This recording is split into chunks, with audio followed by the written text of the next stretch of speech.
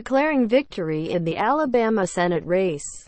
The Democratic candidate Doug Jones thanked his supporters at an ebullient election night party and called on Washington to listen to the message the voters of the state have sent.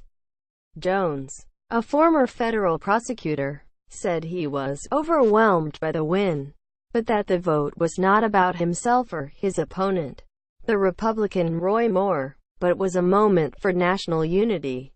Just before 10 p.m. local time, a seemingly flabbergasted Jones began his speech by saying, "I think that I have been waiting all my life and now I just don't know what the hell to say."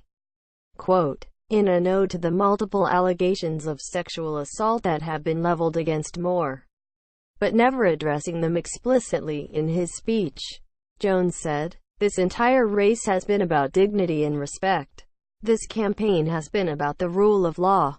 This campaign has been about common courtesy and decency and making sure everyone in this state, regardless of what zip code you live in, is going to get a fair shake." Quote, Jones, 63, thanked Alabama's African American and Latino communities for their support, and said he was dedicated to finding common ground. "I have always believed that the people of Alabama have more in common than divides us," Jones told supporters at his victory party in Birmingham. "We have shown the country the way that we can be."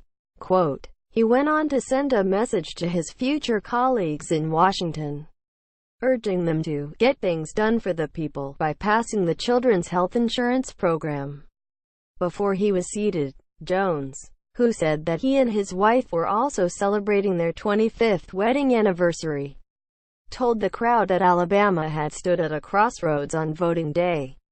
"In the past," he said, "unfortunately, we have usually taken the wrong fork.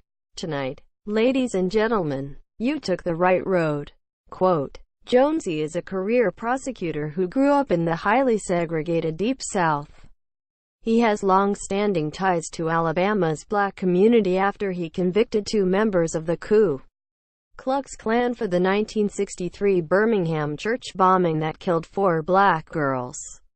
There was more work to do to build bridges, find common ground and reach across to those who did not vote for him. Jones added, "But," he concluded, "tonight is a night for rejoicing because as Dr. King